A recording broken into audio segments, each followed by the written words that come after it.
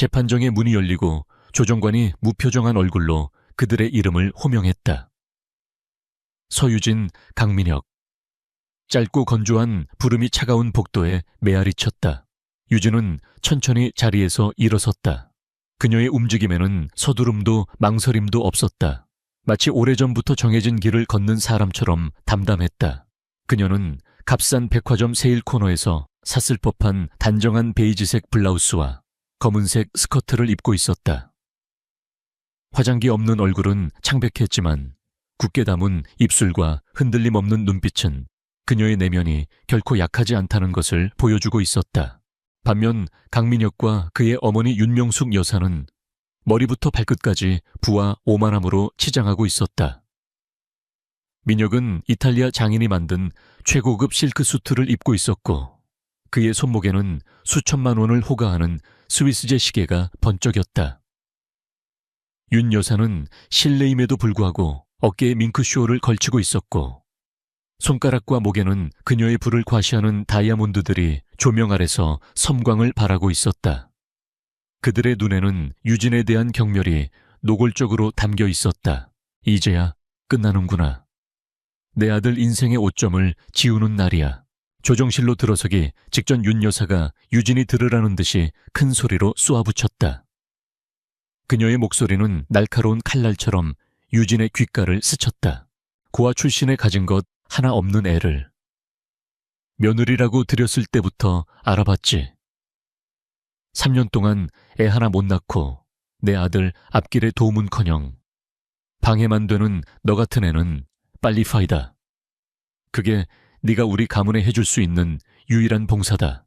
모욕적인 말들이 쏟아졌지만 유진의 표정에는 미동도 없었다. 그녀는 그저 조용히 윤 여사를 바라볼 뿐이었다. 그 침묵이 윤 여사를 더욱 화나게 만들었다. 옆에 서 있던 강민혁이 짜증 섞인 목소리로 거들었다. 어머니 그만하세요. 이런 애한테 더 이상 말 섞을 가치도 없습니다. 그냥 빨리 서류에 도장 찍고 끝내죠. 그의 목소리에는 일말의 미안함이나 아쉬움도 없었다. 오직 지긋지긋한 관계를 청산하고 싶다는 해방감과 자신의 선택이 틀렸다는 것을 인정하기 싫은 자존심만이 가득했다. 그는 유진을 위아래로 훑어보며 말했다. 서유진, 난 네가 이렇게까지 무능하고 보잘것없는 여자인 줄은 몰랐다. 처음에는 너의 그 순수하고 조용한 모습이 마음에 들었다. 하지만 결혼은 현실이야. 내 사업 파트너들의 아내들은 모두 명문가 출신의 남편 사업을 위해 발벗고 나서는데 넌 뭘 했지? 집구석에 틀어박혀 그림이나 끄적이는 게 네가 할 수 있는 전부였나? 내 체면이 얼마나 깎였는지 알아. 유진은 속으로 조용히 숫자를 세고 있었다. 하나, 둘, 셋. 3년 정확히는 1095일. 그녀는 돌아가신 어머니와의 약속을 지키기 위해 이 모든 것을 견뎌왔다. 유진아, 세상은 돈과 권력만으로 움직이는 게 아니란다. 진정한 사랑은 그런 것들 너머에 있어. 평범한 사람으로 살면서 너의 배경이 아닌 너 자신을 사랑해주는 사람을 만나렴. 어머니의 유언은 그녀에게 성서와도 같았다. 그래서 그녀는 세계적인 거대 기업 엘리시움 그룹의 유일한 상속녀라는 신분을 숨기고 평범한 미대 졸업생 서유진으로 살았다. 그리고 운명처럼 강민혁을 만났다. 처음에는 그의 열정적이고 자신감 넘치는 모습에 끌렸다. 그는 그녀의 평범함을 사랑한다고 말했다. 하지만 그 사랑은 그의 야망이라는 거대한 용광로 속에서 너무나도 쉽게 녹아내렸다. 조정은 10분도 채 걸리지 않았다. 양측 모두 이혼에 합의했고 재산 분할 같은 복잡한 문제도 없었다. 애초에 유진은 빈손으로 왔고 빈손으로 나갈 생각이었기 때문이다. 모든 절차가 끝나고 법원 직원이 이제 남남이 되었음을 공식적으로 선언했다. 강민혁과 윤 여사는 마치 큰일을 해낸 사람들처럼 만족스러운 표정을 지었다. 그들은 먼저 조정실을 나섰다. 유진은 잠시 자리에 앉아 있다가 천천히 몸을 일으켰다. 그녀가 복도로 나왔을 때 강민혁이 그녀를 기다리고 있었다. 그의 얼굴에는 비웃음이 가득했다. 그는 두툼한 서류 봉투처럼 보이는 것을 유진을 향해 던지듯 내밀었다.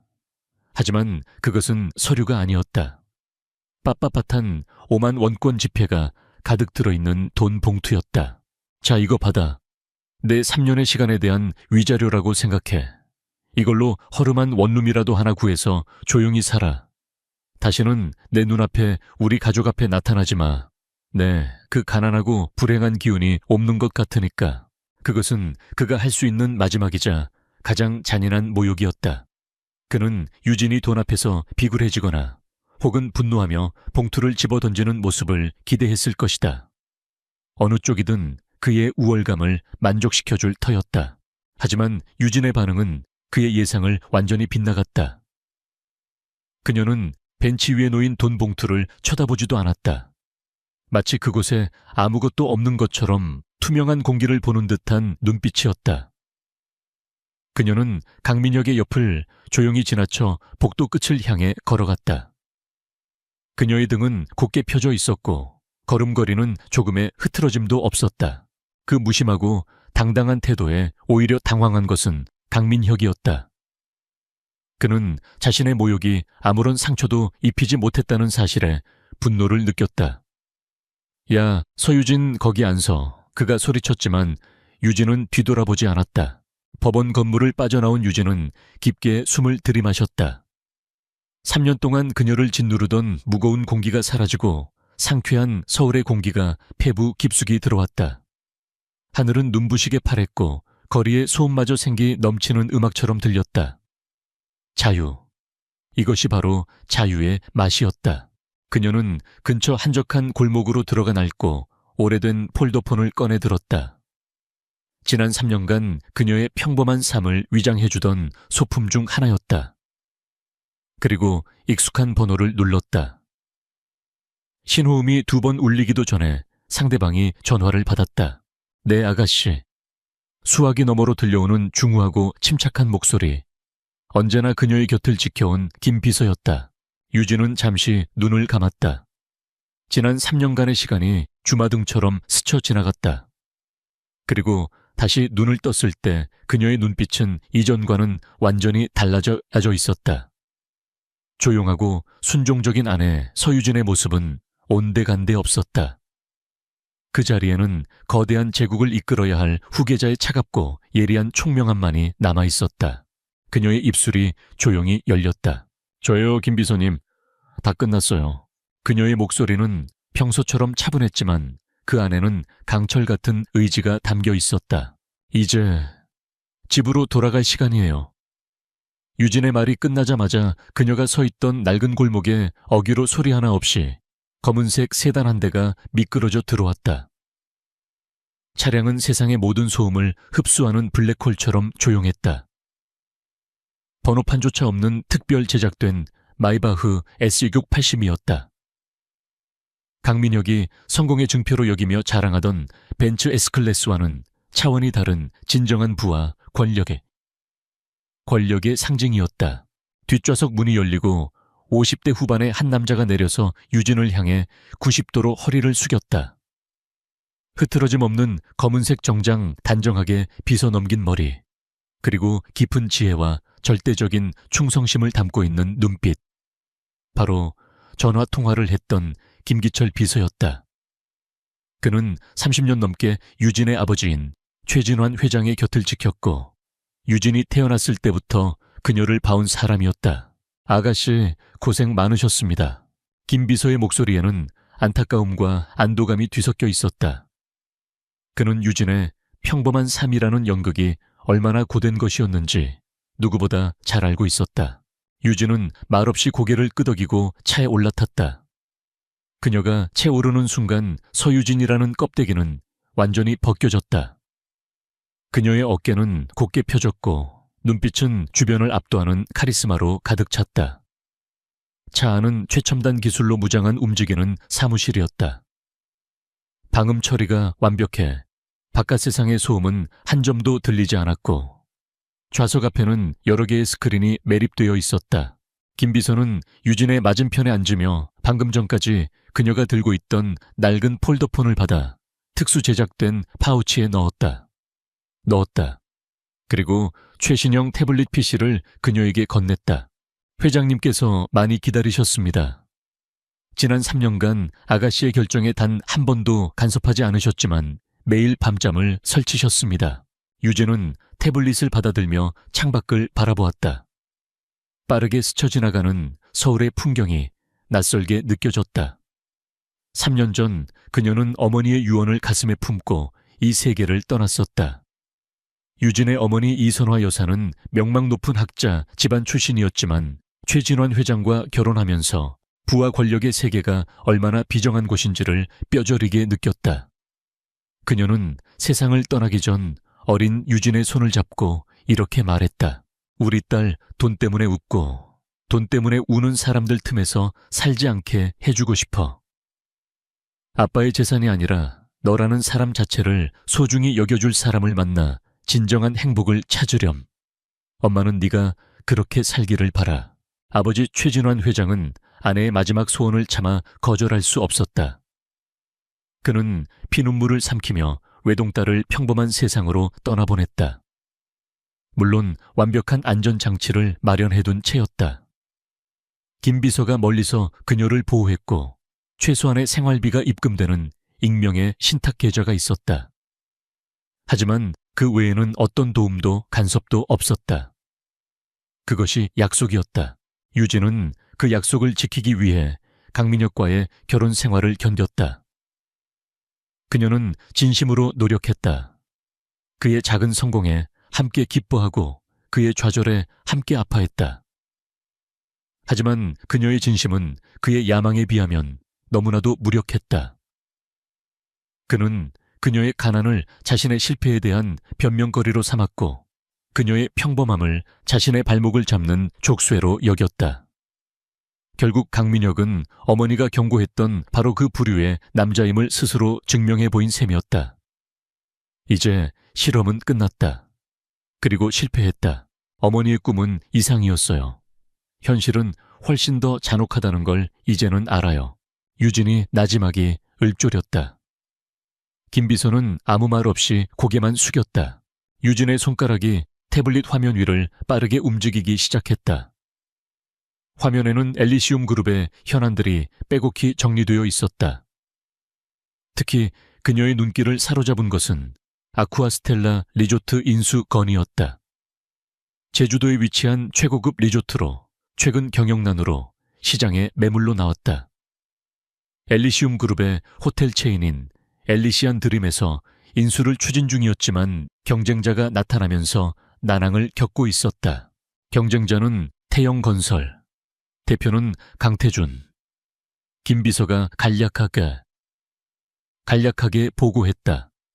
강민혁의 사촌 형입니다. 태영건설은 최근 몇 년간 공격적으로 사업을 확장하며 저희와 몇 번 마찰이 있었습니다.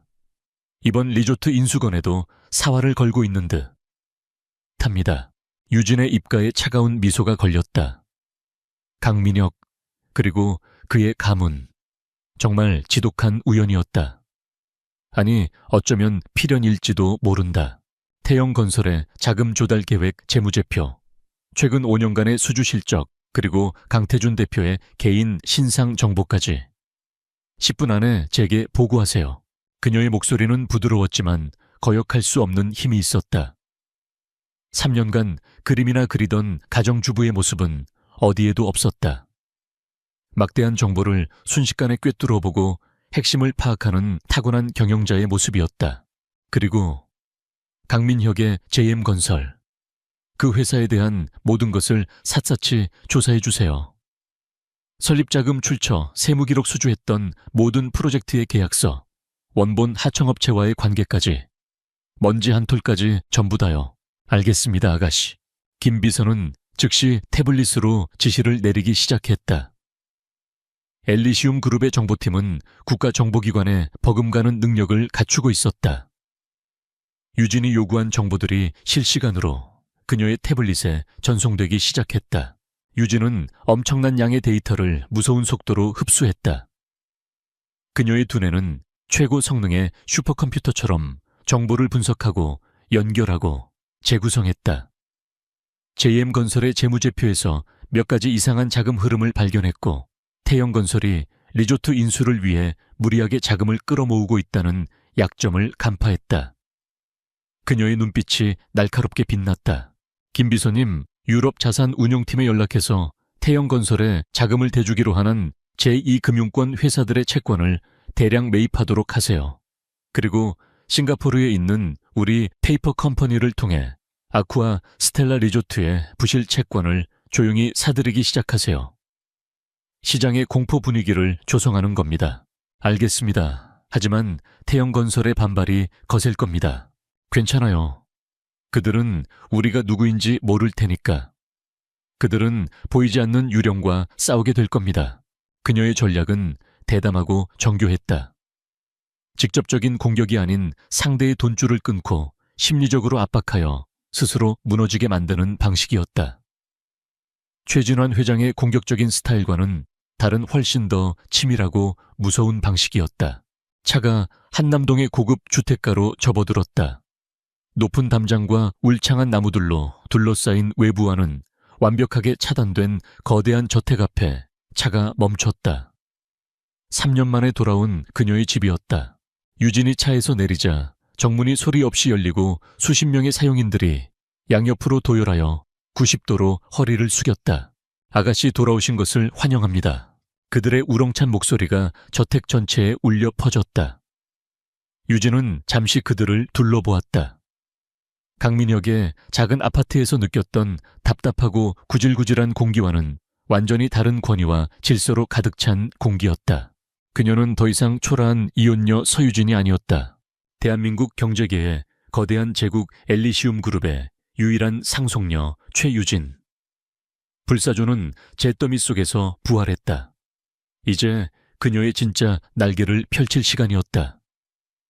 이혼 절차가 끝난 그날 밤 강민혁의 집에서는 작은 축하 파티가 열렸다. 그의 어머니 윤명숙 여사는 최고급 샴페인을 터뜨리며 아들의 새 출발을 축복했다. 민혁의 몇몇 사업 파트너들도 자리에 함께해 그의 이혼을 축하하며 아첨의 말을 쏟아냈다. 강 대표 드디어 날개를 되찾았구만. 그 여자 때문에 마음고생이 심했지. 이제야말로 JM건설이 크게 도약할 일만 남았네. 곧 있을 서초지구 재개발 프로젝트 잔해가 따낼 거라고 다들 믿고 있네. 강민혁은 쏟아지는 찬사와 축하 속에서 우월감에 흠뻑 젖었다. 그래, 이게 바로 자기 자신이었다. 유능하고 야망 넘치고 모두가 우러러보는 건설업계의 젊은 사자. 서유진이라는 여자는 그의 인생에 잠시 끼어든 악몽에 불과했다. 그는 샴페인 잔을 높이 들며 선언했다. 여러분, 지켜봐 주십시오. JM건설은 이제 시작입니다. 서초지구 프로젝트는 반드시 제가 따내서 대한민국 최고의 건설사로 발돋움할 것입니다. 그의 눈은 야망으로 이글거렸다. 서초지구 재개발 프로젝트는 중견 건설사인 JM건설이 대기업 반열에 오를 수 있는 절호의 기회였다. 그는 이미 프로젝트 수주를 위해 몇 달간 공을 들여왔고 자금 조달 계획까지 거의 마무리된 상태였다.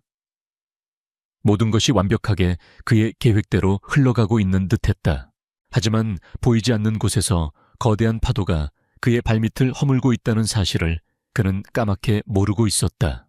다음 날 아침 강민혁은 숙취와 함께 불길한 소식을 접했다. 프로젝트의 핵심 자금줄이었던 한솔저축은행에서 갑자기 투자 의향서를 철회하겠다는 통보를 해온 것이었다. 전화기 너머의 은행 담당자는 내부 리스크 관리 기준 강화라는 애매한 이유만을 댈 뿐이었다. 뭐라고요? 지금 장난합니까? 거의 확정된 이야기 아니었습니까? 민혁은 버럭 소리를 질렀지만 담당자는 기계적인 사과만을 반복할 뿐이었다.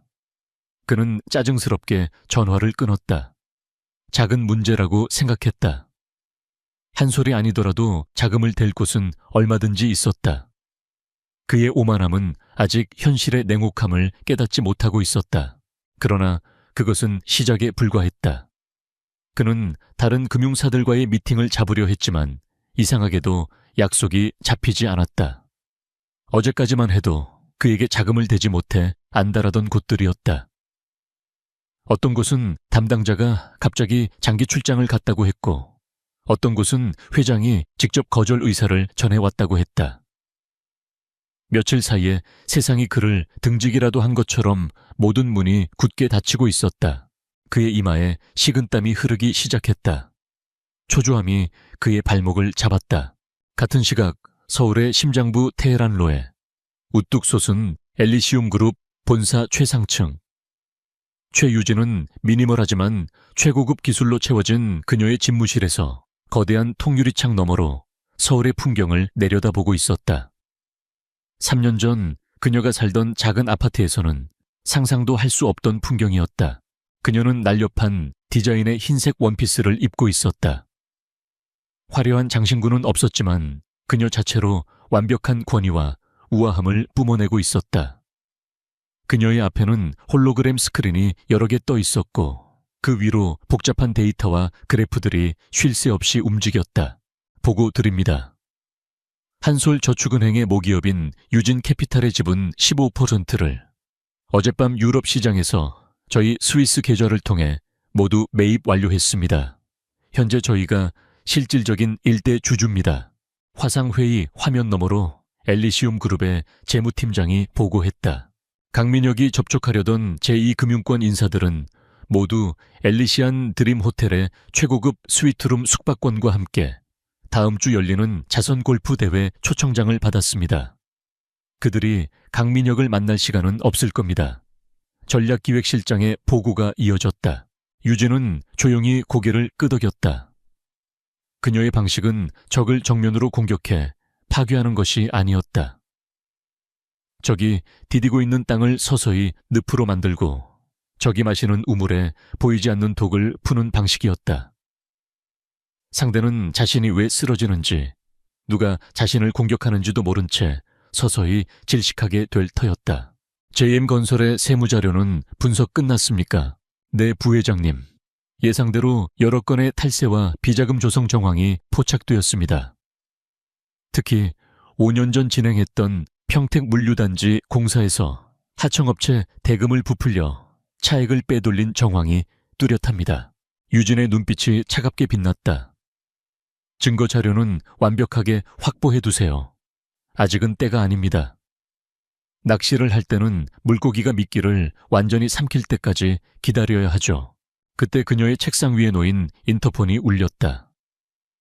김 비서의 목소리였다. 아가씨, 태영건설의 강태준 대표가 강민혁 대표와 방금 통화한 내용입니다. 유진이 손짓하자 음성 파일이 재생되었다. 다급하고 불안에 가득 찬 강태준의 목소리가 터져 나왔다. 민혁아, 큰일 났다. 아쿠아스텔라 리조트 인수건 거의 다 된 줄 알았는데 갑자기 모든 게 엉망진창이야. 자금을 대주기로 한 곳들이 전부 발을 빼고 있어. 시장에는 리조트에 숨겨진 부채가 있다느니, 건물에 구조적 결함이 있다느니 하는 악성 루머가 돌고 있어. 우리 회사 주가까지 폭락하고 있다고. 이건 명백한 사보타주야. 그런데 누가 왜 이러는지 도저히 알 수가 없어. 마치 유령이랑 싸우는 기분이라고. 유진은 소리 없이 미소 지었다. 유령. 그래, 지금의 그녀는 그들에게 유령과도 같은 존재일 터였다. 그날 밤 강민혁은 자신의 사무실에 홀로 앉아 있었다.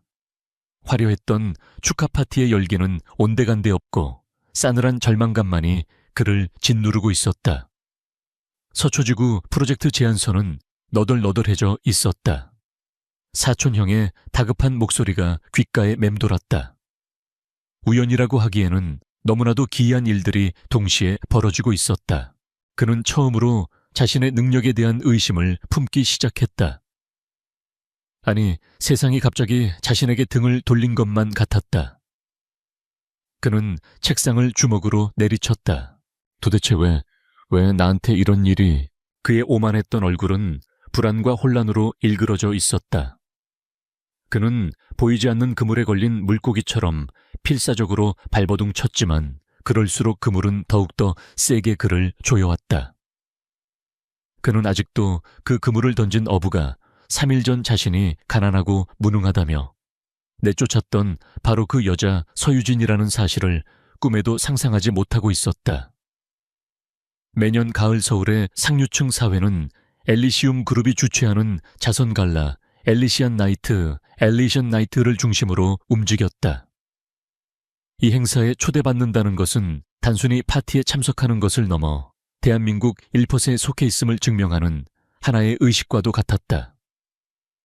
최고급 호텔의 그랜드 볼룸은 수천 개의 크리스탈이 쏟아내는 은하수 같은 불빛 아래 현실 세계의 신들이 모이는 올림포스 신전처럼 보였다. 정계의 거물 대한민국을 움직이는 재벌 총수들, 톱스타 연예인들이 저마다의 화려함을 뽐내며 서로의 권력과 부를 확인하는 자리였다. 강민혁과 윤명숙 여사는 필사적으로 이 자리에 참석했다. 과거의 인맥을 총동원하고 억대에 달하는 기부금을 약정하고 나서야 겨우 구석진 테이블 하나를 차지할 수 있었다. 그들에게 이 파티는 마지막 남은 동아줄이었다. JM건설은 자금난으로 부도 직전에 몰려 있었고 태영건설 역시 정체불명의 공격에 휘청이고 있었다. 여기서 새로운 투자자를 찾거나 유력 인색에 도움을 청하지 못하면 모든 것이 끝장이었다. 두 사람은 겉으로는 필사적으로 태어난 척했다. 강민혁은 가장 비싼 턱시도를 차려입었고 윤 여사는 이제는 얼마 남지 않은 재산을 털어 마련한 다이아몬드 목걸이로 앙상한 목을 감쌌다. 하지만 그들의 미소 뒤에는 초조함과 절박함이 역력했다. 미녀가 저기 신한그룹 박 회장님께 가서 인사라도 드려보렴. 내 아버지와 예전에 사업을 같이 하셨잖니. 윤 여사가 아들의 옆구리를 쿡쿡 찔렀다. 가봤자 소용없어요, 어머니. 벌써 몇 번이나 문전박대 당했다고요. 강민혁이 신경질적으로 대답했다. 그의 눈은 먹잇감을 찾는 굶주린 늑대처럼 끊임없이 좌중을 훑고 있었다. 그는 이 모든 불행이 그저 운이 나빴기 때문이라고, 이 위기만 넘기면 다시 예전의 영광을 되찾을 수 있다고 스스로를 세뇌하고 있었다. 시간이 흐르고 장내의 모든 조명이 꺼지며 웅장한 음악이 울려 퍼졌다. 행사의 주최자인 엘리시움 그룹의 최진환 회장이 등장할 시간이었다. 무대 위 스포트라이트가 켜지고 사회자가 격앙된 목소리로 외쳤다. 여러분, 뜨거운 박수로 맞아주십시오. 대한민국 경제의 거인 엘리시움 그룹의 최진환 회장님이십니다. 엄청난 박수갈채와 함께 최진환 회장이 무대 위로 걸어 나왔다. 그는 70에 가까운 나이였지만 흐트러짐 없는 자세와 상대를 압도하는 깊은 눈빛은 여전히 날카로웠다. 그는 살아있는 전설 그 자체였다. 그가 연단에 서자 시끄럽던 볼룸은 순식간에 물을 뿌린 듯 조용해졌다. 그는 엘리시움 그룹의 사회공헌 활동에 대해 간략하게 연설했다. 그리고 잠시 말을 멈추고 장내를 둘러보았다. 그의 시선이 닿는 곳마다 사람들은 숨을 죽였다. 그리고 오늘 밤 이 자리를 빌려 여러분께 제 개인적인 그러나 매우 중요한 발표를 하고자 합니다. 사람들의 얼굴에 호기심이 떠올랐다. 최진환 회장의 사생활은 철저한 베일에 쌓여 있었다. 부인과 사별한 후 재혼하지 않았고 후계자에 대한 소문만 무성할 뿐 공식적으로 확인된 바는 아무것도 없었다. 수년 동안 저는 제 가장 소중한 보물을 세상의 눈으로부터 지켜왔습니다. 하지만 이제 때가 되었습니다. 여러분께 엘리시움 그룹의 미래를 이끌어갈 저의 유일한 딸이자 저의 공식적인 후계자를 소개합니다. 그의 말이 끝나자 볼룸은 충격으로 술렁였다. 딸 후계자 존재조차 몰랐던 최 회장의 딸이라니 모든 사람의 시선이 한 곳으로 향했다. 무대의 조명이 꺼지고 홀 중앙의 거대한 나선형 계단 꼭대기에 새로운 스포트라이트가 비쳤다. 그리고 그 빛 속으로 한 여인이 천천히 모습을 드러냈다. 깊고 푸른 밤하늘의 벨벳 같은 드레스를 입은 여인. 우아하게 틀어올린 머리에는 작은 다이아몬드 티아라가 별처럼 반짝이고 있었다. 그녀의 목선과 어깨는 고고한 백조처럼 아름다웠고 표정은 얼음처럼 차가우면서도 불꽃처럼 강렬했다. 그녀의 모든 움직임, 모든 숨결에서 평범한 인간은 감히 흉내낼 수 없는 기품과 위엄이 흘러나왔다. 강민혁은 멍하니 그 여인을 바라보았다. 낯익은 얼굴이었다. 하지만 그럴 리가 없었다. 그럴 리가 없었다. 말도 안 돼. 그가 저도 모르게 중얼거렸다. 옆에 있던 윤 여사 역시 눈을 비비며 믿을 수 없다는 표정을 지었다. 여인이 계단을 내려와 무대 위로 걸어왔다. 그녀의 얼굴이 홀 안의 거대한 스크린에 클로즈업 되었다. 창백할 정도로 하얀 피부 무심한 듯 타면서도 모든 것을 꿰뚫어보는 깊은 눈동자 굳게 닫혀있지만 매혹적인 입술, 그것은 서유진이었다. 윤. 여사의 입에서 의미 없는 소리가 새어나왔다. 그녀의 손에 들려있던 샴페인 잔이 바닥으로 떨어졌다. 쨍그랑 하는 날카로운 파열음이 그들 테이블 주위의 정적을 갈랐다. 강민혁의 뇌는 현실을 받아들이기를 거부했다. 그의 세상이 뒤집히고 발밑의 땅이 꺼지는 듯한 충격이었다. 가난하고 무능하고 아무것도 할 줄 아는 게 없어. 그저 집구석에서 그림이나 그리던 여자. 자신이 동정심에 거두어 주었다가 쓸모없어져 내버린 여자. 그 서유진이 대한민국 최고 재벌 엘리시움 그룹의 유일한 상속녀라고. 그 순간 지난 몇 주간 그를 괴롭혔던 모든 불행의 조각들이 하나로 맞춰졌다. 갑자기 등을 돌린 투자사들, 이유 없이 취소되던 미팅들, 사촌형 강태준을 절망에 빠뜨렸던 정체불명의 공격, 그 모든 것의 배후, 그들을 나락으로 밀어넣고 있던 보이지 않는 손, 그것은 불운이 아니었다. 그것은 복수였다. 유진은 아버지의 옆에 서서 마이크를 건네받았다. 그녀의 차분하고 맑은 목소리가 볼룸 전체에 울려 퍼졌다. 한때 강민혁이 지루하고 답답하다고 여겼던 바로 그 목소리였다. 하지만 지금 그 목소리는 수백 명의 상류층 인사들을 단숨에 침묵시키는 힘을 가지고 있었다. 엘리시움 그룹의 최유진입니다. 이 자리에 함께하게 되어 영광입니다. 그녀의 차가운 눈빛이 천천히 객석을 훑었다. 그리고 아주 잠시 얼어붙은 채 자신을 보고 있는 강민혁과 시선이 마주쳤다.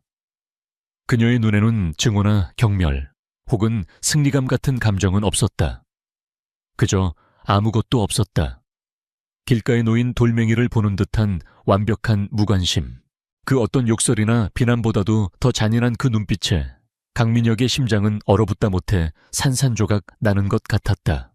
최유진의 소개가 끝나자 장내는 잠시의 정적 끝에 폭풍과도 같은 박수갈채로 터져나갔다. 새로운 비즈니스 여왕의 탄생을 축하하는 소리였다. 그 열광적인 환호 속에서 강민혁과 윤명숙 여사는 세상의 모든 소리로부터 차단된 채 차갑고 어두운 절망의 심연 속으로 끝없이 추락하고 있었다.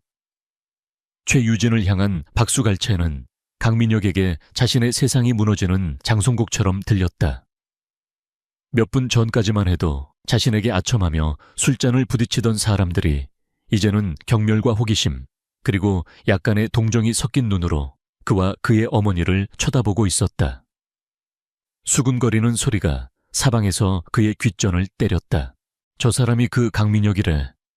최 회장님 따님하고 이혼했다는. 세상의 복도 이런 복을 제 발로 찰 수가 있나. 그러게 평소에 오만방자하게 굴더니 꼴 좋다. 모든 시선이 날카로운 칼날이 되어 그들의 심장을 쑤시는 것 같았다. 윤명숙 여사는 창백해진 얼굴을 손으로 가린 채 부들부들 떨었다. 더 이상 버틸 수 없었다. 강민혁은 어머니의 팔을 거칠게 붙잡고 도망치듯 연회장을 빠져나왔다. 화려했던 엘리시안 나이트의 불빛이 그들의 등 뒤에서 조롱하듯 반짝였다. 다음 날 아침 후폭풍은 쓰나미처럼 그들을 덮쳤다. 모든 신문과 방송의 헤드라인은 베일에 쌓여있던 엘리시움의 공주 최유진 부회장 정력 등장이라는 제목으로 도배되었다. 기사에는 그녀의 전남편인 JM건설 강민혁 대표와 그의 사촌인 태영건설 강태준 대표에 대한 언급도 빠지지 않았다. 그들의 이름은 대한민국에서 가장 강력한 기업의 적으로 낙인 찍힌 것이나 다름없었다. 이미 위태롭던 JM건설의 주가는 개장과 동시에 폭락하여 휴지 조각이 되었다. 남아있던 모든 은행들이 즉시 대출금 전액 상환을 요구하는 독촉장을 보내왔다. 자재 공급 업체들은 현금 선결제가 아니면 거래할 수 없다고 통보했다. 전국의 모든 JM건설 공사 현장은 일제히 멈춰섰다. 같은 시각 엘리시움 그룹 본사. 부회장 명패가 놓인 자신의 자리에 앉은 최유진은 그룹의 핵심 임원들이 모두 모인 긴급 회의를 주재하고 있었다. 그녀의 얼굴에는 전날 밤의 화려함 대신 냉철한 전략가의 모습만이 남아 있었다. 그녀는 법무팀장을 향해 간결하게 명령했다. 시작하세요. 그 한마디는 거대한 전쟁의 시작을 알리는 신호탄이었다.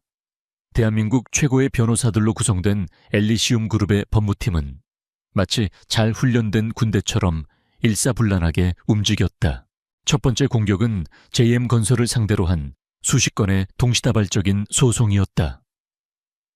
엘리시움 법무팀은 과거 강민혁에게 부당한 대우를 받았던 영세 하청업체들을 찾아가 그들을 위한 무료 법률 자문을 제안했다.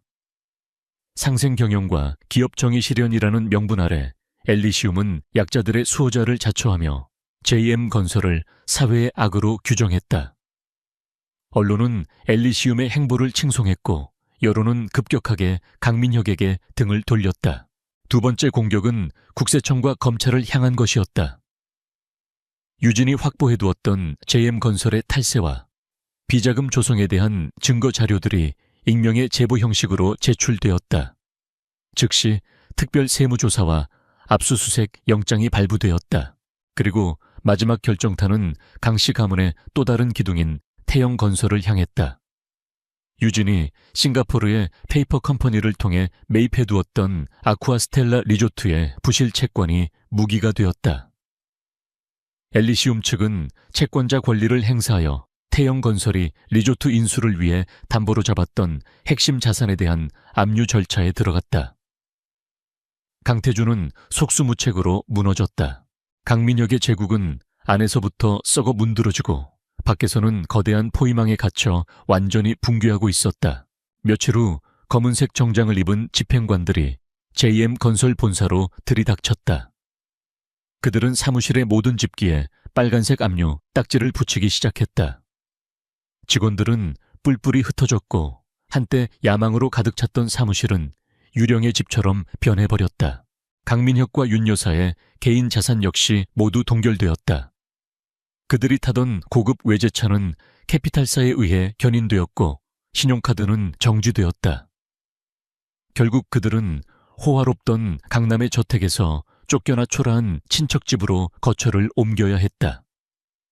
한때 최고급 밍크쇼를 걸치고 다이아몬드를 자랑하던 윤 여사는 이제 화장기 없는 얼굴에 깊은 절망의 주름만이 가득한 노파가 되어 있었다. 강민혁은 미친 사람처럼 전화를 돌렸다. 하지만 그의 전화를 받는 사람은 아무도 없었다. 그는 완벽한 기피 인물이 되어 있었다. 그는 한때 자신이 서유진에게 주었던 그 처절한 무력감과 굴욕감을 이제 100배 1000배로 돌려받고 있었다. 모든 것을 잃은 그날 밤 강민혁은 텅 비고 어두운 자신의 옛 사무실에 홀로 앉아 있었다. 책상 위에는 먼지만이 쌓여 있었다. 그때 우편함에 꽂혀 있던 서류 봉투 하나가 눈에 들어왔다. 법원이나 은행에서 온 것이 아니었다. 그는 떨리는 손으로 봉투를 뜯었다. 안에는 인쇄된 종이 한 장이 들어 있었다. 엘리시움 희망나눔재단. 최근의 경제 위기로 어려움을 겪는 중소기업인들을 위한 파산 상담 및 임시 주거 지원 안내. 그것은 자선단체의 안내문이었다. 그리고 그 안내문 가장 아래 그의 숨을 먹게 만드는 이름이 인쇄되어 있었다. 후원자 엘리시움 그룹 부회장 최유진. 그것은 자비의 손길을 가장한 가장 잔인한 확인 사살이었다. 그의 운명이 처음부터 끝까지 그녀의 손안에 있었음을 알리는 최종 선고였다. 최유진이 베푸는 자선은 그에게는 세상에서 가장 끔찍한 모욕이었다. 강민혁은 종이를 미친 듯이 구겨 쥐었다. 그의 몸이 분노와 절망 그리고 거대한 공포에 사로잡혀 격렬하게 떨리고 있었다. 그의 오만했던 제국은 이렇게 먼지 한 줌 남기지 않고 완벽하게 허물어졌다. 강민혁은 모든 것을 잃었다. 회사 재산 명예, 그리고 가족의 존경까지. 그의 내면은 걷잡을 수 없는 분노와 자기 연민, 그리고 해답을 찾고 싶은 필사적인 욕망으로 들끓었다. 그는 최유진을 마지막으로 한 번만이라도 만나야 했다. 왜? 도대체 왜 이렇게까지 해야만 했는지 그 이유를 직접 들어야만 했다. 그는 며칠 동안 폐인처럼 지내다 신문기사 한 구석에서 그녀의 동정을 발견했다. 엘리시움 재단이 후원하는 새로운 현대미술관 개관식에 최유진 부회장이 참석한다는 소식이었다. 그것이 그의 마지막 기회였다. 개관식이 열리는 미술관은 고요하고 세련된 공간이었다. 하얀 벽에 걸린 추상화들은 그 자체로 하나의 세계를 이루고 있었고, 은은한 조명은 작품의 아름다움을 극대화했다. 지금 강민혁이 머무는 곰팡내 나는 어두운 단칸방과는 완전히 다른 세상이었다. 최유진은 그곳에 있었다. 우아하고 침착한 모습으로 예술가들과 담소를 나누고 있었다. 김비서와 눈에 띄지 않는 경호원들이 그녀의 주위를 지키고 있었다. 며칠간 씻지도 못해 헝클어진 머리와 구겨진 옷차림의 강민혁은 그 모습만으로도 이 고결한 공간의 이물질이었다. 그는 경호원들의 눈을 피해 미술관의 조금 더 한적한 구역에서 마침내 그녀와 마주쳤다. 최유진, 그의 목소리는 갈라지고 거칠었다. 유진은 천천히 돌아보았다. 그녀의 눈에는 놀라움도 두려움도 없었다. 마치 언젠가 이런 순간이 올 줄 알았다는 듯이 담담했다. 이게 다 내 짓이었어. 처음부터 끝까지 강민혁이 그녀에게 달려들 듯 소리쳤다. 재미있었나?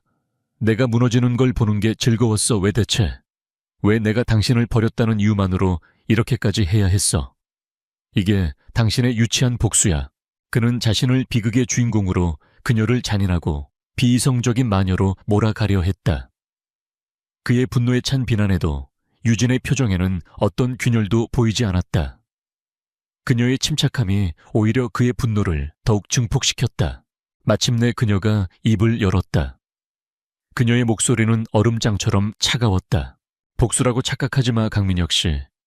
당신은 그럴 만큼 중요한 사람이 아니었어. 그 한마디가 강민혁의 자기중심적인 세계관을 단숨에 무너뜨렸다. 그는 할 말을 잃고 멍하니 그녀를 바라보았다. 유진은 경멸하는 전처가 아닌 판결을 내리는 판사처럼 그의 죄목을 하나하나 읊기 시작했다. 내가 당신을 무너뜨린 건 당신이 나와 이혼했기 때문이 아니야. 당신이 약한 하청업체들을 착취해서 회사를 세운 사기꾼이었기 때문이지. 내가 당신을 무너뜨린 건 당신이 나라의 세금을 도둑질한 탈세범이었기 때문이야. 내가 당신을 무너뜨린 건 당신의 그 오만함이 주변의 모든 사람들을 불행하게 만드는 독버섯이었기 때문이라고. 그녀는 한 발짝 더 다가섰다. 그녀의 눈빛은 날카로운 메스처럼 그의 심장을 파고들었다. 이건 우리 둘 사이의 문제가 아니야. 당신 때문에 길거리에 나앉아야 했던 저 하청업체. 사장님 당신이 체불한 임금 때문에 아이들 학원도 못 보냈던 그 직원들. 이건 그 사람들을 위한 정의의 실현이야. 당신은 단 한 번이라도 그들의 고통을 생각해 본 적 있어. 강민혁은 그녀의 논리와 차가운 무관심 앞에서 완전히 무너져 내렸다. 그의 분노는 힘을 잃고 억울함은 설 자리를 잃었다. 그는 처음으로 자기 자신이라는 진실과 마주해야 했다. 그는 사기꾼이었고 탈세범이었고 오만한 폭군이었다. 그는 무릎이라도 꿇을 것처럼 몸을 휘청였다. 하지만 당신은 내 곁에 있었잖아. 3년 동안이나. 모든 걸 봤으면서 왜 아무 말도 하지 않았던 거야? 그것은 그의 마지막 질문이었다. 그녀가 한때는 자신을 사랑했다는 아주 작은 증거라도 찾고 싶은 처절한 몸부림이었다. 유진의 입가에 희미하고 서글픈 미소가 떠올랐다. 난 실험을 하고 있었어. 돌아가신 내 어머니가 내게 남겨준 마지막 숙제였지. 최유진의 돈과 배경이 아니라 서유진이라는 사람 그 자체를 사랑해줄 남자를 찾을 수 있을까 하는 실험. 당신은 순종적이고 평범한 아내라는 이미지를 사랑했지. 당신의 야망에 거치적거리는 순간 당신은 그 여자를 쓰레기처럼 버렸고, 당신이 실패한 건 내가 아니야, 강민혁. 당신은 그 시험에서 스스로 낙제한 거야. 그녀의 마지막 말은 사형 선고와도 같았다. 강민혁은 더 이상 아무 말도 할 수 없었다. 그의 영혼은 완전히 파괴되었다. 그때 소란을 감지한 경호원들이 달려왔다. 그들은 망연자실에 있는 강민혁의 양팔을 붙잡았다. 그는 저항하지 않았다. 재정적으로뿐만 아니라 심리적으로도 그는 완벽하게 패배했다. 그는 자신의 인생이라는 드라마의 주인공이 아니었다. 그는 그저 그녀의 거대한 서사 속에 등장하는 결함 많고 비중 없는 조연에 불과했음을 깨달았다. 경호원들에게 끌려나가면서 그는 마지막으로 그녀를 돌아보았다.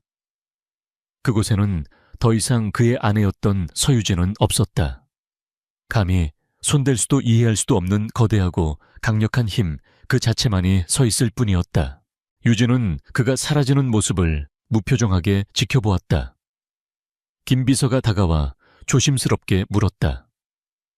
아가씨, 괜찮으십니까? 유진은 그저 작게 고개를 끄덕였다. 그리고는 아무 일도 없었다는 듯 옆에 걸린 그림으로 시선을 돌렸다. 강렬한 색채로 자유를 갈망하는 새를 그린 작품이었다. 과거는 이제 처리되었다. 지저분했던 사업은 마침내 정말로 끝났다. 그녀의 시선은 이제 그림 속의 새처럼 더 높고 더 넓은 미래를 향하고 있었다. 1년이라는 시간이 흘렀다. 강물처럼 흘러간 시간 속에서 한때 세상을 떠들썩하게 했던 JM건설의 몰락과 강민혁 일가의 비극은 사람들의 기억 속에서 희미한 예시이야기가 되었다. 강민혁은 탈세와 횡령 배임 혐의로 유죄 판결을 받고 차가운 교도소에서 죗값을 치르고 있었다. 그의 어머니 윤명숙 여사는 과거의 모든 영광을 잃고 먼 친척집에 얹혀 살며 세상과 담을 쌓은 채 조용히 늙어가고 있었다. 그들의 오만했던 제국은 이제 역사 속의 먼지로 완전히 사라졌다. 그들이 사라진 자리에는 새로운 전설이 쓰이고 있었다. 최유진은 이제 엘리시움 그룹의 명실상부한 리더였다. 아버지 최진환 회장은 딸에게 모든 실권을 넘기고 명예회장으로 물러나 그녀의 든든한 버팀목이 되어주고 있었다. 엘리시움 그룹의 이사회 회의실. 한치의 오차도 없이 재단된 짙은 남색 정장을 입은 최유진이 회의를 주재하고 있었다. 그녀의 앞에 앉은 사람들은 대한민국 경제를 쥐락펴락하는 노회한 거물들이었지만 그들 중 누구도 젊은 여성 총수의 카리스마 앞에서 감히 고개를 들지 못했다. 그래서 제 결론은 우리 그룹의 미래 10년을 친환경 에너지와 바이오테크놀로지 사업에 집중적으로 투자하겠다는 것입니다. 유진의 선언에 회의실이 순간 술렁였다. 한 보수적인 이사가 조심스럽게 입을 열었다. 부회장님, 너무 위험부담이 큰 결정이 아니신지요? 당장의 수익성이 보장되지 않는 사업에 그룹의 명운을 걸기에는. 유진은 그를 향해 부드럽지만 단호한 미소를 지었다. 그녀는 스크린의 복잡한 데이터와 미래시장 예측 그래프를 띄웠다. 이것은 도박이 아닙니다, 이사님. 이것은 미래를 선점하는 것입니다.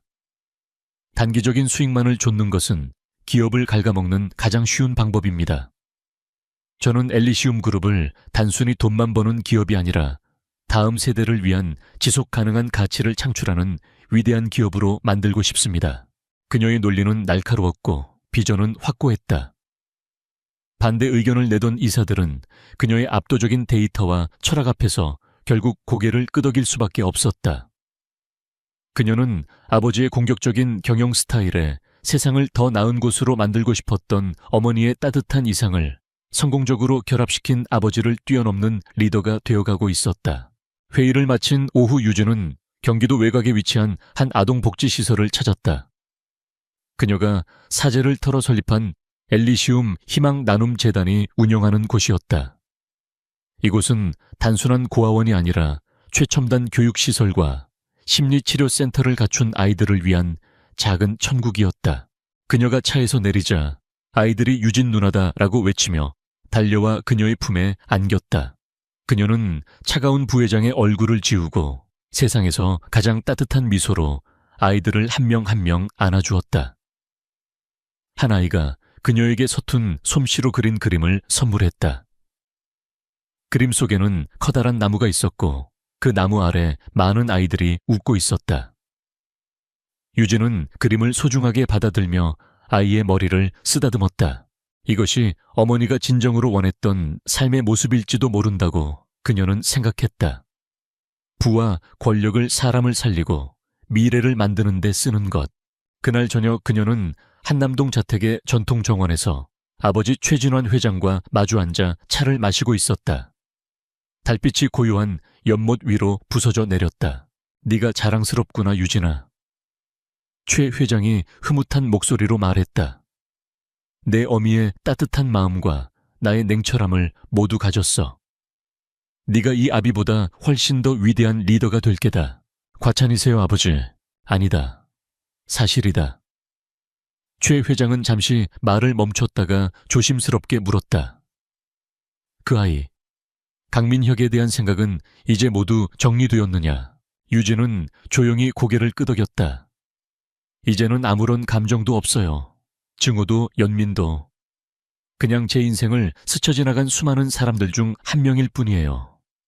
어쩌면 그 고통스러웠던 시간이 제가 잠에서 깨어나 진짜 제 자신을 찾게 해준 자명종이었을지도 모르죠. 그녀는 이제 더 이상 한 남자의 사랑에서 행복을 찾으려 하지 않았다. 그녀의 행복은 그녀 자신의 선택과 행동, 그리고 그녀가 만들어갈 미래 속에 있었다. 이야기의 마지막 장면. 유진은 엘리시움 그룹 본사 최상층 자신의 집무실에 홀로 서 있었다. 밤이 깊어 창밖의 서울은 마치 땅 위에 쏟아진 별들의 바다처럼 반짝였다. 이곳은 그녀가 복수를 계획하고 실행했던 지휘소였다. 하지만 이제 그녀에게 이곳은 파괴가 아닌 창조의 공간이었다. 그녀는 더 이상 이혼이나 재산 혹은 가문의 이름으로 정의되는 사람이 아니었다. 그녀는 자신의 의지와 비전으로 스스로를 정의하는 사람이었다. 그녀의 마음속에는 완벽한 평화와 충만함이 자리 잡고 있었다. 유진은 창밖의 도시를 바라보며 아주 옅고 자신감 넘치는 미소를 지었다. 그녀는 마침내 그녀 자신만의 새로운 하늘을, 그녀 자신만의 위대한 시작을 만들어낸 것이었다. 늦은 오후 서울 외곽의 낡은 주택가, 골목길에는 지친 그림자들만이 길게 드리워져 있었다. 비좁은 길을 따라 다닥다닥 붙어있는 허름한 집들 사이로 배수진은 낡은 가방을 움켜쥔 채 힘겹게 발걸음을 옮기고 있었다. 그녀의 얼굴은 피로에 지쳐 창백했지만 맑고 투명한 눈빛에는 꺾이지 않는 강인함이 서려 있었다. 그녀는 낮에는 식당에서 밤에는 편의점에서 일하며 힘겹게 생활비를 벌고 있었다. 그녀에게는 희망이자 전부인 7살 아들 민준이 있었다. 민준은 며칠째 고열에 시달리고 있었다. 엄마, 힘들어. 민준은 수지의 품에 안겨 힘없이 낑낑거렸다. 그의 작은 몸은 불덩이처럼 뜨거웠다. 수지는 민준의 이마에 입을 맞췄다. 민준을 이대로 둘 수는 없었다. 그녀는 당장 민준을 병원으로 데려가야 했다. 하지만 그녀의 통장 장부는 바닥을 드러낸 지 오래였다. 그녀는 모든 곳에 손을 내밀었지만 돌아오는 것은 차가운 거절뿐이었다. 수지는 민준을 품에 안고 발걸음을 재촉했다. 가장 가까운 병원으로 가야 했다. 그녀의 몸은 이미 며칠째 잠도 제대로 자지 못하고 일만 한 탓에 한계에 다다라 있었다. 배고픔과 피로 그리고 민준에 대한 걱정이 그녀의 온몸을 짓눌렀다. 그녀의 눈앞이 흐릿해지는 것을 느꼈다. 그때 골목길 어귀에 최신형 고급 외제차 한 대가 멈춰 섰다. 짙은 회색빛 자체는 빗물에 젖어 더욱 묵직해 보였다. 차 문이 열리고 한 남자가 차에서 내렸다. 그의 이름은 강태준. 미래그룹의 젊은 최고 경영자 CEO였다.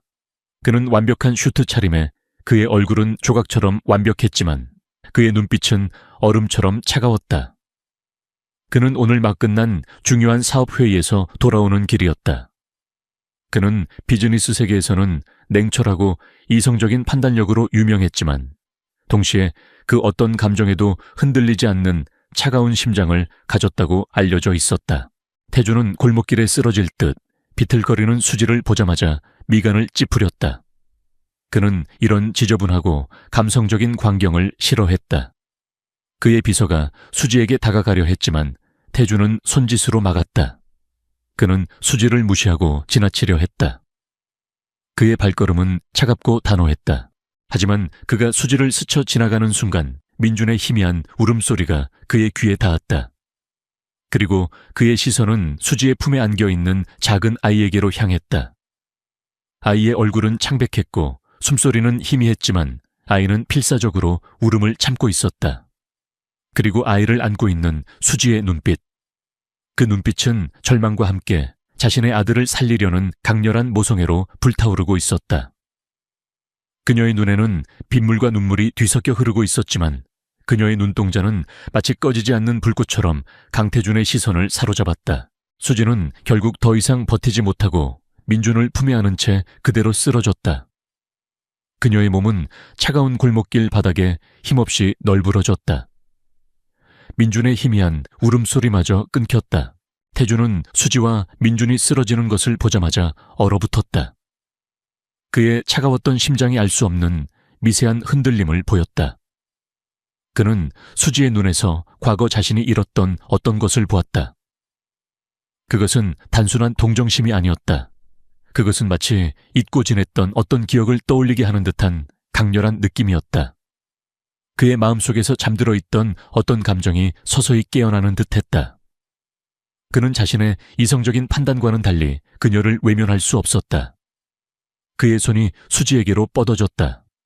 태준은 망설임 없이 그녀와 민준을 안아 올렸다. 수지의 몸은 차갑고 가벼웠지만 그의 품에 안긴 민준의 작은 온기는 그의 차가운 심장에 알 수 없는 파문을 일으켰다.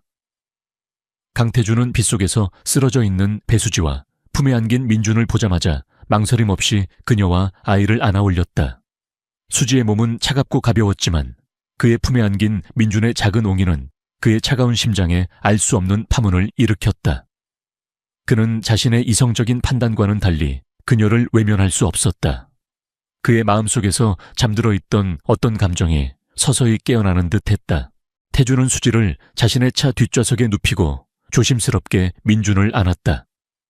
민준의 작은 몸은 불덩이처럼 뜨거웠다. 그는 운전석에 가장 가까운 응급실로 향하라고 지시했다. 그의 목소리는 차분했지만 그 속에는 알 수 없는 긴급함이 담겨 있었다. 수지는 태준의 갑작스러운 행동에 어리둥절했지만 민준을 살려야 한다는 일념으로 정신을 차렸다.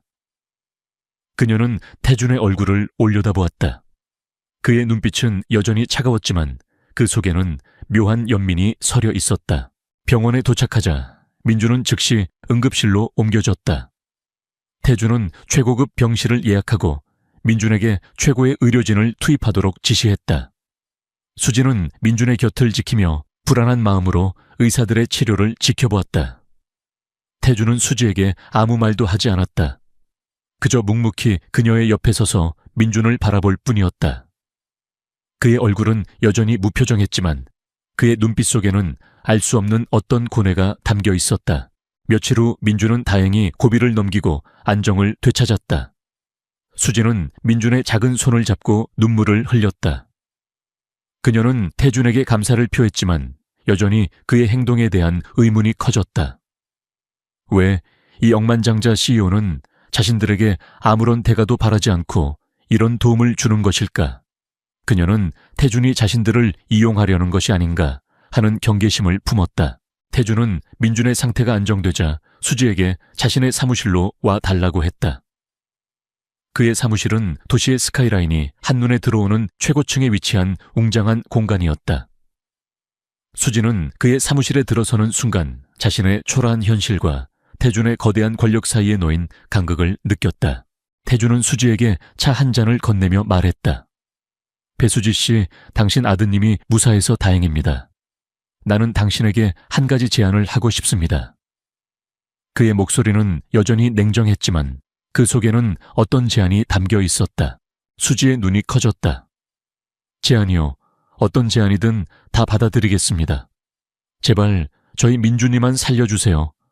그녀의 목소리는 절박했다. 태준은 수지의 눈을 똑바로 응시했다. 나는 당신에게 우리 집에서 일해줄 것을 제안합니다. 관리인이나 아이 돌보는 사람으로 말입니다. 당신은 나의 사생활에 대해 아무것도 묻지 않고 나의 지시에 절대적으로 복종해야 합니다. 당신 아드님의 모든 의료비와 생활비는 내가 전적으로 부담하겠습니다. 당신의 임무는 나의 집을 관리하고 나의 모든 지시를 따르는 것입니다. 당신 아드님의 건강과 미래는 내게 달려 있습니다. 수지는 태준의 제안에 경악했다. 그녀는 그의 제안이 황당했지만 동시에 민준을 돌볼 수 있는 유일한 기회라는 것을 직감했다. 그녀는 잠시 망설였다. 자신의 자존심과 민준의 생명, 두 가지 저울 위에서 그녀는 결국 민준을 선택했다. 좋습니다, 회장님. 당신의 제안을 받아들이겠습니다. 하지만 저를 속이지 마세요. 제 아들의 목숨을 가지고 장난치지 마세요. 수지의 목소리는 떨렸지만 그 속에는 강한 경고가 담겨 있었다. 태준은 수지의 결심에 만족스러운 미소를 지었다. 걱정 마십시오. 나는 약속을 어기지 않습니다. 당신의 아들은 최고의 환경에서 자랄 것입니다. 그리고 당신은 나의 비밀을 지켜야 합니다. 그의 목소리는 차분했지만 그 속에는 어떤 단호함이 담겨 있었다. 수지는 태준의 제안을 받아들인 후 민준과 함께 그의 저택으로 향했다. 저택은 웅장했지만 어딘가 모르게 차갑고 고독한 분위기가 감돌았다. 그곳에는 태준의 오랜 집사인 박 집사가 그들을 맞이했다. 박 집사는 겉으로는 친절했지만 그의 눈빛은 수지를 경계하는 듯했다. 그는 태준의 사생활을 철저히 지키는 충직한 집사였다. 수지는 태준의 저택에서 지내면서 그의 과거를 어렴풋이 짐작할 수 있었다. 저택 곳곳에는 태준이 과거에 겪었던 어떤 비극의 흔적들이 남아 있었다. 특히 서재 한쪽에는 낡은 사진첩이 놓여 있었다. 사진첩 안에는 태준의 젊은 시절 모습과 함께 환하게 웃고 있는 한 여인과 어린 여자아이의 사진이 있었다. 수지는 그 여자아이의 눈빛이 민준의 눈빛과 묘하게 닮아 있다는 것을 발견했다. 그녀는 태준의 과거와 그의 차가운 성격이 이 비극적인 사고와 깊이 연관되어 있을 것이라고 생각했다. 그녀의 마음속에서 이 모든 미스터리를 파헤치고 태준의 진정한 과거를 밝혀내야 한다는 강한 의지가 솟아났다. 강태준 회장의 저택은 웅장했지만 그곳에는 말로 표현할 수 없는 차가운 고독감이 맴돌았다. 배수진은 민준을 돌보며 그의 비밀스러운 제안을 받아들였다.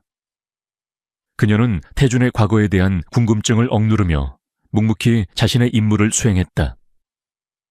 하지만 저택 곳곳에 흩뿌려진 태준의 과거 흔적들은 그녀의 직감을 자극했다. 특히 서재에 놓인 낡은 사진첩 속 태준의 죽은 아내와 딸의 눈빛은 민준의 눈빛과 묘하게 닮아 있었다. 수지는 이 비극적인 사고가 태준의 차가운 성격을 만든 원인이라는 것을 직감했다. 저택에는 태준의 오랜 집사인 박 집사가 있었다. 그는 겉으로는 충직하고 예의 바른 하인이었지만 수지를 경계하는 눈빛을 숨기지 않았다. 그는 태준의 사생활을 철저히 지키는 인물이었고 동시에 태준의 과거 비극과도 깊이 연관되어 있는 듯했다. 수지는 박 집사의 행동에서 알 수 없는 불안감을 느꼈다. 그는 마치 어떤 비밀을 숨기고 있는 듯했다. 수지는 태준의 개인 관리인으로서 그의 건강을 돌보았다. 태준은 밤늦게까지 일하고 때로는 식사도 거르기 일쑤였다. 그의 몸은 피로에 지쳐 있었지만 그의 눈빛은 늘 날카로웠다. 수진은 태준의 건강을 염려하며 그에게 따뜻한 차를 끓여주거나 간단한 식사를 챙겨주었다. 그녀의 따뜻한 손길과 진심 어린 보살핌은 태준의 차가웠던 마음에 조금씩 온기를 불어넣었다. 태준은 수지의 보살핌에 익숙해지는 듯했지만 여전히 자신의 감정을 드러내지 않았다. 수지는 태준의 저택에서 지내면서 그의 과거 비극에 대한 단서들을 하나씩 찾아냈다. 그녀는 서재에 놓인 낡은 사진첩을 다시 살펴보았다. 사진 속 태준의 딸은 밝게 웃고 있었지만 그녀의 눈빛은 묘하게 슬퍼 보였다. 수지는 사진 뒤편에 희미하게 적힌 날짜를 발견했다. 그것은 태준의 아내와 딸이 사고로 죽은 날짜와 일치했다. 그녀는 또한 태준의 방에서 오래된 일기장 하나를 발견했다. 일기장은 태준의 아내가 쓴 것이었다. 일기장 속에는 행복했던 가족의 일상과 함께 남편 태준의 사업 문제로 인한 불안감, 그리고 미래그룹 내부의 권력 다툼에 대한 내용이 담겨 있었다. 그리고 일기장 마지막 부분에는 희미하게 이런 문장이 적혀 있었다. 태준 씨, 조심해요. 그들이 우리를 노리고 있어요. 그들의 비밀을 알게 됐어. 그들이 나를 죽이려 할 거야. 수지는 일기장 내용에 소름이 돋았다. 태준의 아내와 딸의 사고가 단순한 사고가 아니라는 것을 직감했다. 그것은 미래그룹 내부의 권력 다툼과 관련된 어떤 음모에 의한 것이 분명했다. 수지는 태준의 아내가 어떤 비밀을 알게 되었고 그 비밀 때문에 살해당했다는 것을 확신했다. 그리고 그 모든 것의 배후에는 박 집사도 연루되어 있을 가능성이 높았다. 수지는 이 모든 것을 태준에게 이야기하고 싶었지만 그녀는 망설였다. 태준은 자신의 과거를 언급하는 것을 극도로 꺼려했기 때문이었다. 그녀는 자신의 유일한 친구이자 과거 경찰 강력반에서 정년퇴직한 김영철에게 연락하여 박 집사의 과거와 미래그룹의 권력 다툼에 대해 조사해달라고 부탁했다. 김영철은 수지의 어려운 상황을 알고 있었기에 그녀의 부탁에 흔쾌히 응했다. 김영철은 수지의 부탁에 따라 박 집사와 미래그룹의 과거를 파헤치기 시작했다. 그리고 얼마 지나지 않아 충격적인 사실을 발견했다. 박 집사는 과거 태준의 아버지의 비서로 일했으며 미래그룹의 모든 비밀과 비리를 알고 있는 인물이었다. 특히 태준의 아내와 딸의 사고가 일어났던 날, 박 집사는 사고 현장 근처에 있었다는 사실이 밝혀졌다. 그의 알리바이는 불확실했고 그의 통화 기록에는 수상한 점들이 많았다. 김영철은 박 집사가 미래그룹의 부회장이자 태준의 가장 강력한 경쟁자인 김성호의 지시를 받아 태준의 아내와 딸의 사고를 조작하고 증거를 은폐했을 가능성이 높다고 판단했다. 김성호는 겉으로는 온화하고 친절해 보였지만 그의 내면은 탐욕과 야망으로 가득 차 있었다. 그는 태준을 제거하고 미래그룹의 회장 자리를 차지하기 위해 어떤 짓도 서슴지 않는 인물이었다. 그는 태준의 아내와 딸을 희생시킨 것이 분명했다. 수지는 박 집사와 김성호의 음모에 분노했다. 그녀는 태준에게 이 모든 진실을 알리고 그들과 맞서 싸워야 한다고 생각했다. 그녀는 더 이상 태준의 곁에서 묵묵히 보살피는 개인 관리인이 아니었다. 그녀는 진실을 밝히고 정의를 실현할 전사로 변모하고 있었다. 그녀의 눈빛은 강렬한 복수심으로 불타올랐다.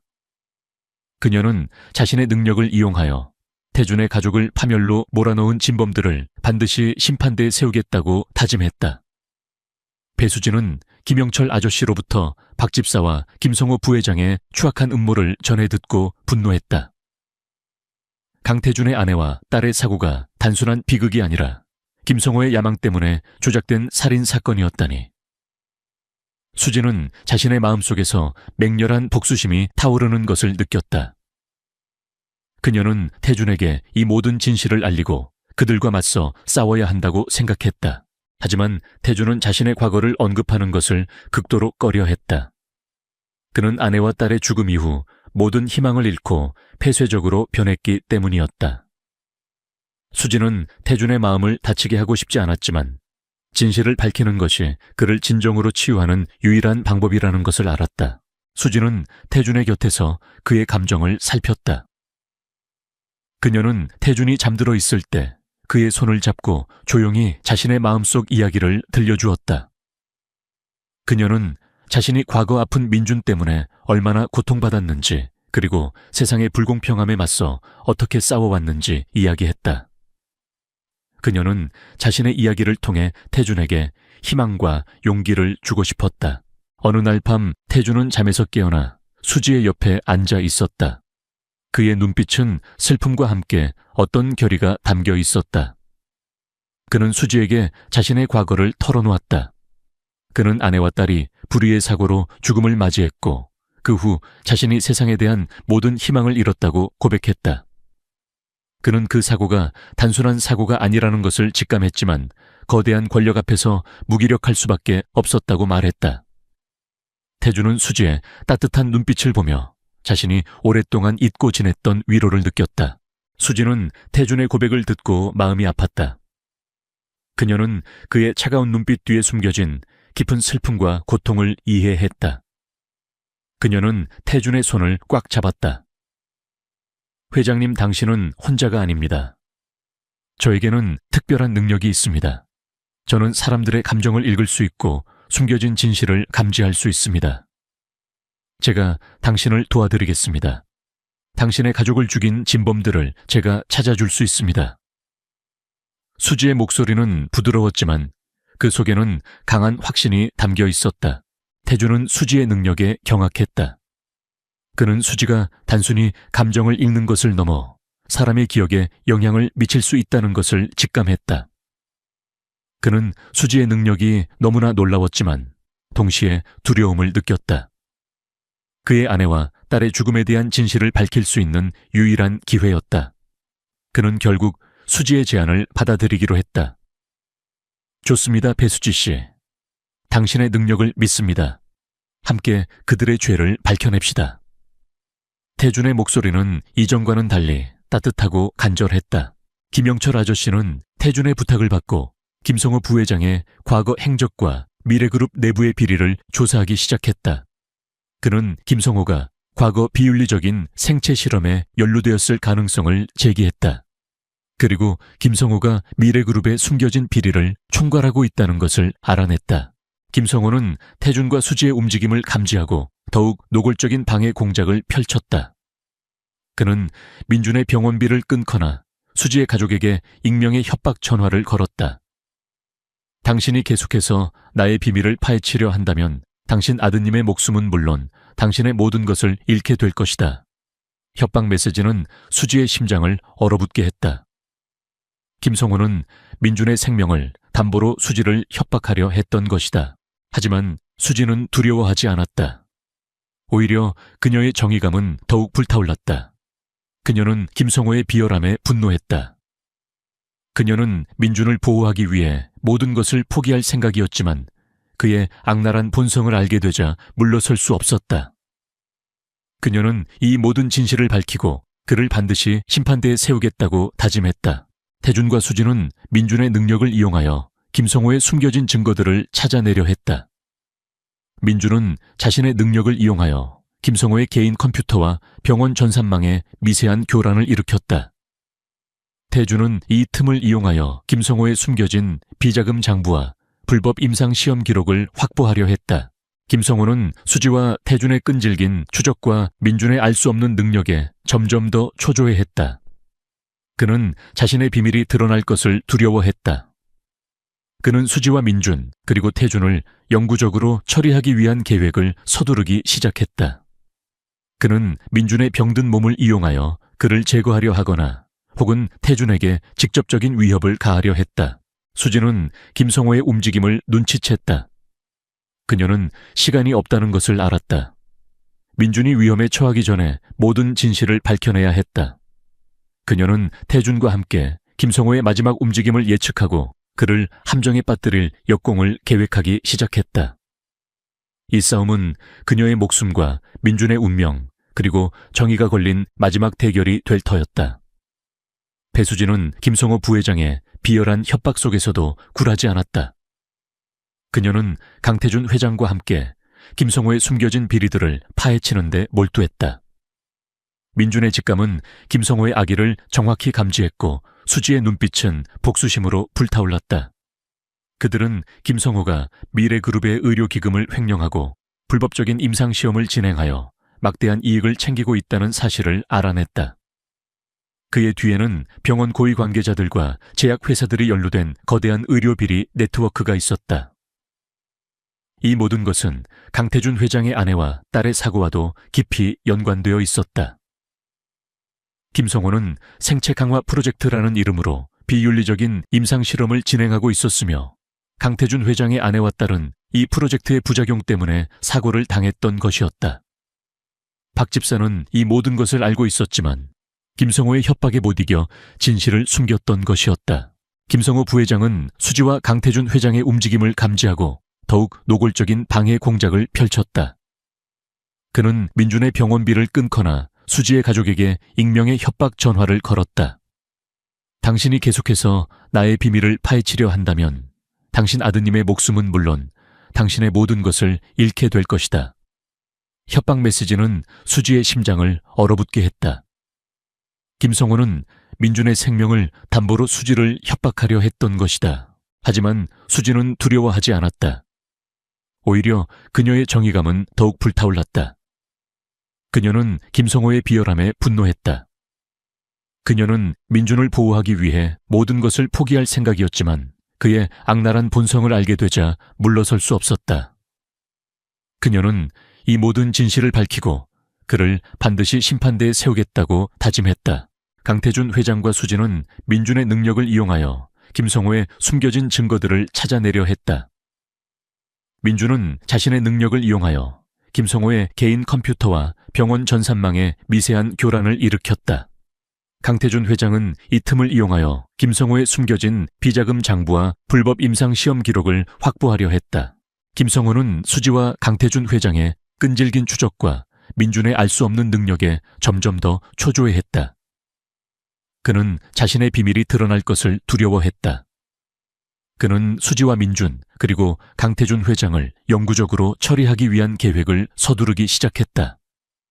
그는 민준의 병든 몸을 이용하여 그를 제거하려 하거나 혹은 강태준 회장에게 직접적인 위협을 가하려 했다. 수지는 김성호의 움직임을 눈치챘다. 그녀는 시간이 없다는 것을 알았다. 민준이 위험에 처하기 전에 모든 진실을 밝혀내야 했다. 그녀는 강태준 회장과 함께 김성호의 마지막 움직임을 예측하고 그를 함정에 빠뜨릴 역공을 계획하기 시작했다. 이 싸움은 그녀의 목숨과 민준의 운명, 그리고 정의가 걸린 마지막 대결이 될 터였다. 그날 밤 수지와 강태준 회장은 김성호의 마지막 공격에 대비했다. 그들은 김성호의 숨겨진 아지트로 향했다. 그곳은 겉으로는 평범한 창고였지만 지하에는 최첨단 보안 시스템과 중무장한 사병들로 철통같이 지켜지고 있었다. 수지와 강태준 회장은 민준의 능력을 이용하여 보안 시스템을 무력화시키고 창고 안으로 침투했다. 창고 안은 어둡고 낡았으며 역겨운 화학약품 냄새가 코를 찔렀다. 그곳에는 김성호의 비밀 연구실과 철창에 갇힌 채 고통스러워하는 병든 사람들이 보였다. 그들은 생체 강화 프로젝트의 실험체들이었다. 수지는 그들의 참혹한 모습에 분노했다. 김성호 이 악마 같은 자식, 당장 이 모든 것을 멈춰. 수지가 소리쳤다. 김성호는 연구실 안에서 수지의 목소리를 듣고 놀라움을 금치 못했다. 그는 수지와 강태준 회장이 이곳까지 올 줄은 예상하지 못했던 것이다. 그는 비열하게 웃으며 수지에게 총을 겨눴다. 하하, 배수지 내년이 여기까지 오다니 하지만 이미 늦었다. 너희 모두 여기서 죽게 될 것이다. 치열한 전투가 벌어졌다. 수지는 김성호의 사병들과 맞섰다. 그녀는 훈련받은 격투 기술을 발휘하여 사병들의 공격을 피하고 방역했지만 그들의 숫자는 너무 많았다. 강태준 회장도 수지의 옆에서 사병들을 막아섰다. 그의 냉철한 판단력과 과감한 행동은 수지에게 큰 힘이 되었다. 민준은 병실에서 엄마의 불안한 심장 소리와 함께 김성호의 아기를 감지했다. 그는 엄마가 위험에 처해 있다는 것을 직감했다. 민주는 자신의 능력을 이용하여 김성호의 연구실 전산망에 미세한 교란을 일으켰다. 연구실 안의 모든 컴퓨터와 기기들이 오작동을 일으키기 시작했다. 김성호는 민준의 능력에 당황했다. 그의 계획이 틀어지고 있었다. 그는 수지에게 마지막 발악을 했다. 그는 수지를 향해 달려들어 그녀의 목을 조르려 했다. 내 놈 때문에 내 모든 것이 망가졌어. 너부터 죽어라. 수지는 김성호의 손에서 벗어나려 애썼지만 그의 힘은 강했다. 그때 강태준 회장이 자신의 몸을 던져 수지를 보호했다. 그는 김성호의 손을 잡고 그를 밀쳐냈다. 김성호는 바닥에 쓰러졌지만 그는 다시 일어나 강태준 회장에게 달려들려 했다. 그때 김영철 아저씨가 경찰 특수부대를 이끌고 연구실로 들이닥쳤다. 김영철 아저씨는 수지의 연락을 받고 경찰에 신고했으며 김성호의 움직임을 추적하여 이곳으로 온 것이었다. 경찰은 김성호와 그의 사병들을 모두 체포했다. 김성호는 수갑을 찬 채 끌려가면서도 수지와 강태준 회장을 향해 광기 어린 눈빛으로 노려보았다. 강태준 회장은 수지를 꽉 안아주었다. 수지는 두려움에 떨고 있었지만 강태준 회장의 품에서 안도감을 느꼈다. 그녀는 김성호의 죄가 세상에 드러났다는 사실에 눈물을 흘렸다. 그녀는 강태준 회장에게 말했다. 회장님, 당신의 아내와 딸의 사고는 제 잘못이 아닙니다. 저는 그저 목격자였을 뿐입니다. 강태준 회장은 수지의 말을 듣고 충격을 금치 못했다. 그의 아내와 딸의 사고 현장에 수지가 있었다니. 그는 수지의 팔에 있는 희미한 흉터를 보았다. 그 흉터는 그의 아내의 흉터와 똑같았다. 수지는 그의 아내가 겪었던 고통을 함께 나누었던 것이 분명했다. 강태준 회장은 자신의 아내와 딸의 사고와 수지의 과거가 연결되어 있다는 사실에 경악했다.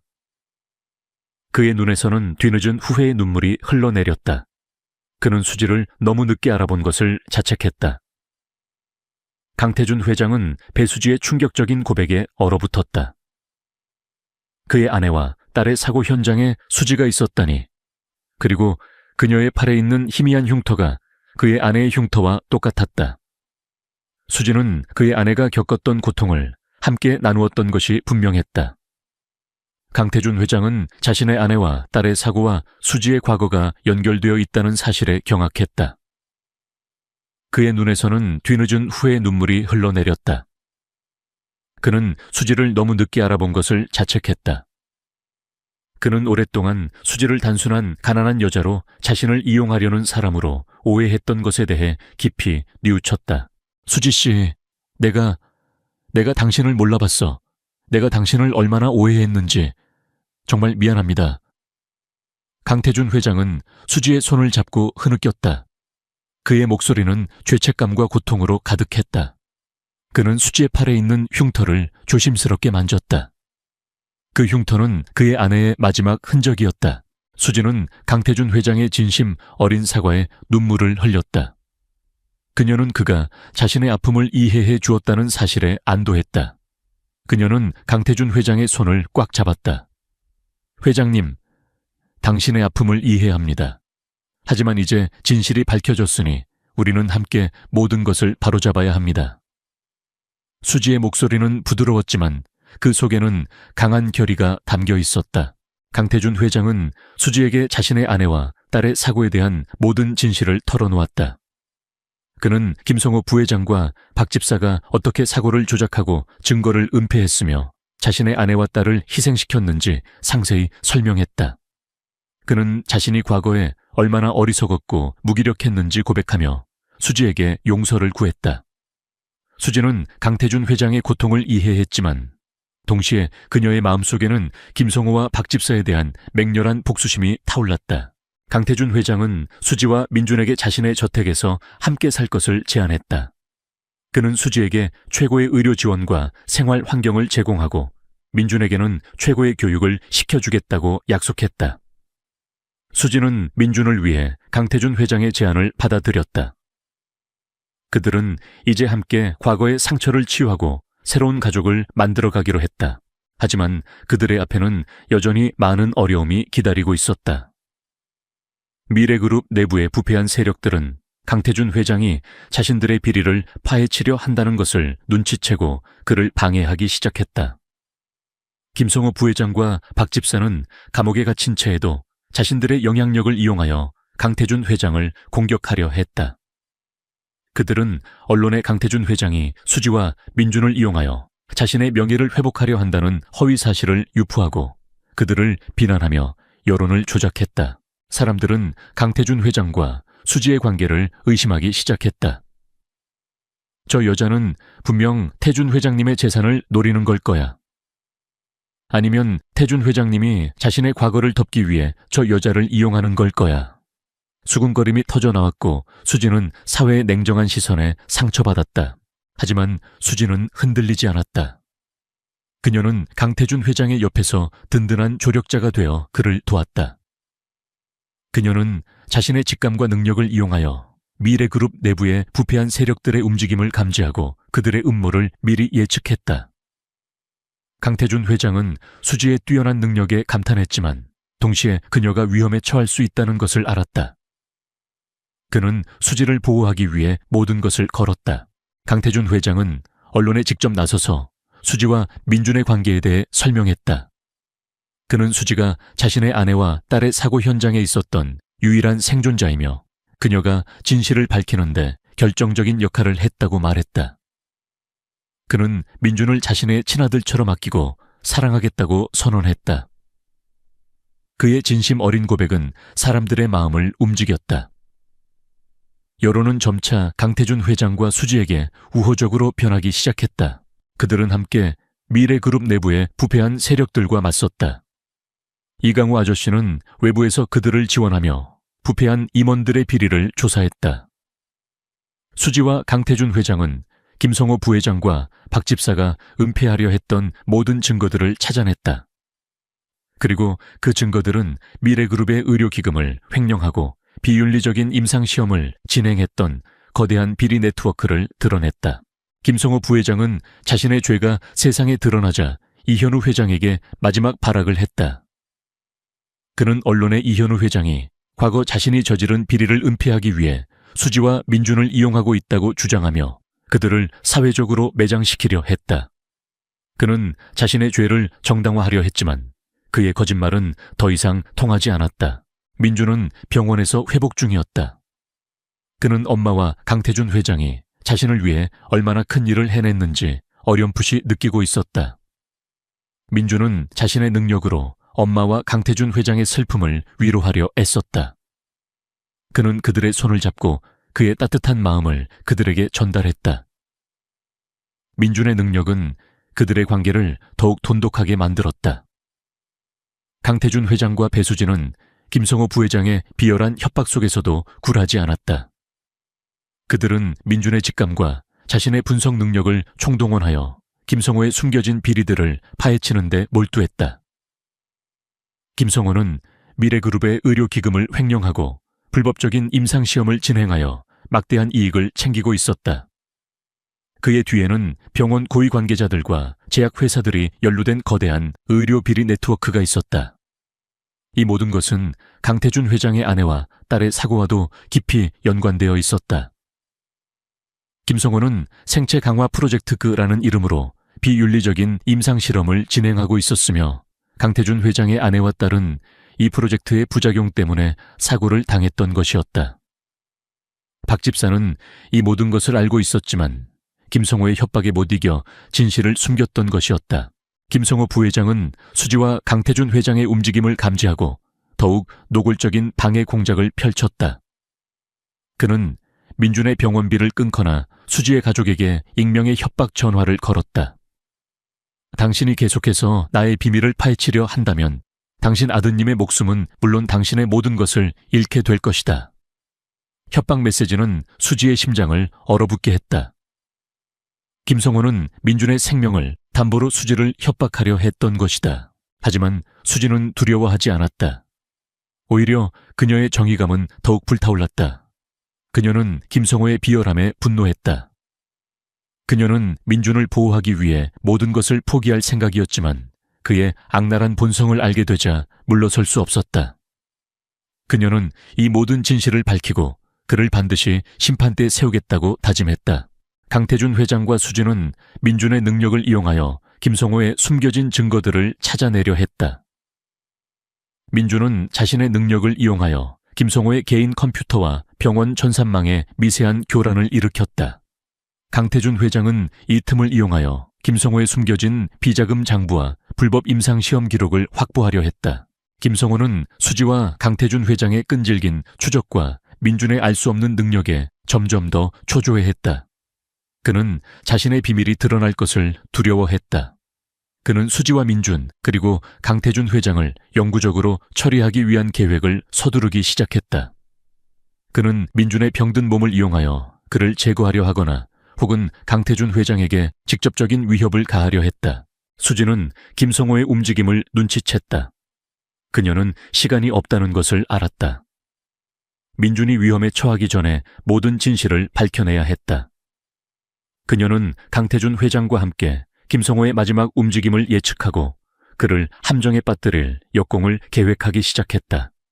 이 싸움은 그녀의 목숨과 민준의 운명 그리고 정의가 걸린 마지막 대결이 될 터였다. 그날 밤 수지와 강태준 회장은 김성호의 마지막 공격에 대비했다. 그들은 김성호의 숨겨진 아지트로 향했다. 그곳은 겉으로는 평범한 창고였지만 지하에는 최첨단 보안 시스템과 중무장한 사병들로 철통같이 지켜지고 있었다. 수지와 강태준 회장은 민준의 능력을 이용하여 보안 시스템을 무력화시키고 창고 안으로 침투했다. 창고 안은 어둡고 낡았으며 역겨운 화학약품 냄새가 코를 찔렀다. 그곳에는 김성호의 비밀 연구실과 철창에 갇힌 채 고통스러워하는 병든 사람들이 보였다. 그들은 생체 강화 프로젝트의 실험체들이었다. 수지는 그들의 참혹한 모습에 분노했다. 김성호 이 악마 같은 자식, 당장 이 모든 것을 멈춰. 수지가 소리쳤다. 김성호는 연구실 안에서 수지의 목소리를 듣고 놀라움을 금치 못했다. 그는 수지와 강태준 회장이 이곳까지 올 줄은 예상하지 못했던 것이다. 그는 비열하게 웃으며 수지에게 총을 겨눴다. 하하, 배수지 내년이 여기까지 오다니 하지만 이미 늦었다. 너희 모두 여기서 죽게 될 것이다. 치열한 전투가 벌어졌다. 수지는 김성호의 사병들과 맞섰다. 그녀는 훈련받은 격투 기술을 발휘하여 사병들의 공격을 피하고 방역했지만 그들의 숫자는 너무 많았다. 강태준 회장도 수지의 옆에서 사병들을 막아섰다. 그의 냉철한 판단력과 과감한 행동은 수지에게 큰 힘이 되었다. 민준은 병실에서 엄마의 불안한 심장 소리와 함께 김성호의 아기를 감지했다. 그는 엄마가 위험에 처해 있다는 것을 직감했다. 민준은 자신의 능력을 이용하여 김성호의 연구실 전산망에 미세한 교란을 일으켰다. 연구실 안의 모든 컴퓨터와 기기들이 오작동을 일으키기 시작했다. 김성호는 민준의 능력에 당황했다. 그의 계획이 틀어지고 있었다. 그는 수지에게 마지막 발악을 했다. 그는 수지를 향해 달려들어 그녀의 목을 조르려 했다. 내 놈 때문에 내 모든 것이 망가졌어. 너부터 죽어라. 수지는 김성호의 손에서 벗어나려 애썼지만 그의 힘은 강했다. 그때 강태준 회장이 자신의 몸을 던져 수지를 보호했다. 그는 김성호의 손을 잡고 그를 밀쳐냈다. 김성호는 바닥에 쓰러졌지만 그는 다시 일어나 강태준 회장에게 달려들려 했다. 그때 김영철 아저씨가 경찰 특수부대를 이끌고 연구실로 들이닥쳤다. 김영철 아저씨는 수지의 연락을 받고 경찰에 신고했으며 김성호의 움직임을 추적하여 이곳으로 온 것이었다. 경찰은 김성호와 그의 사병들을 모두 체포했다. 김성호는 수갑을 찬 채 끌려가면서도 수지와 강태준 회장을 향해 광기 어린 눈빛으로 노려보았다. 강태준 회장은 수지를 꽉 안아주었다. 수지는 두려움에 떨고 있었지만 강태준 회장의 품에서 안도감을 느꼈다. 그녀는 김성호의 죄가 세상에 드러났다는 사실에 눈물을 흘렸다.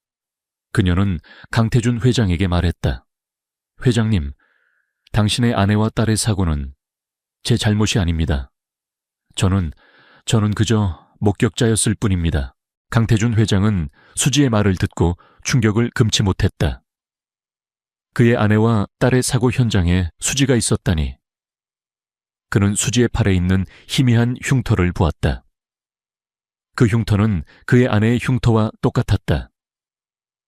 수지는 그의 아내가 겪었던 고통을 함께 나누었던 것이 분명했다. 강태준 회장은 자신의 아내와 딸의 사고와 수지의 과거가 연결되어 있다는 사실에 경악했다.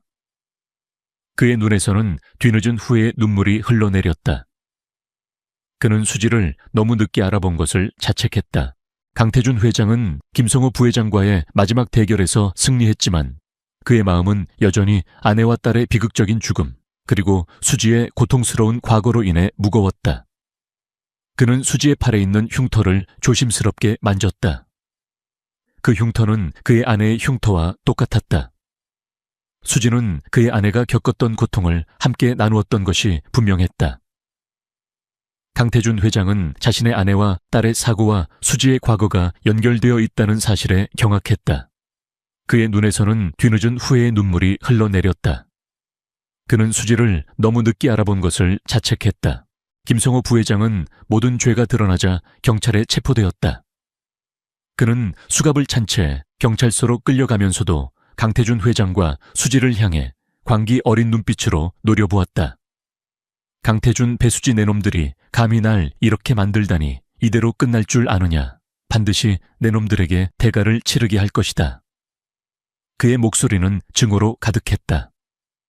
김성호는 자신의 죄를 인정하기보다는 자신을 파멸시킨 강태준 회장과 수지에게 복수할 기회만을 노리고 있었다. 재판이 시작되자 김성호 부회장은 자신의 죄를 부인하며 발악했지만 수지가 제시한 명확한 증거들과 강태준 회장의 증언 앞에서 그의 주장은 힘을 잃었다.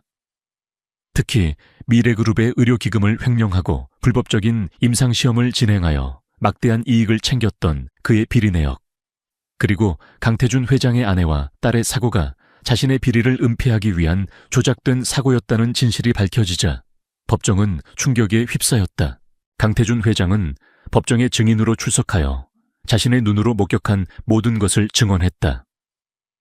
그는 김성호 부회장이 어떻게 자신의 아내와 딸의 사고를 조작하고 수지의 엄마의 생명을 담보로 자신을 협박했는지 설명했다. 그의 증언은 김성호 부회장에게 치명적인 일격이었다. 최종 변론에서 김성호 부회장은 마지막 발악을 했다.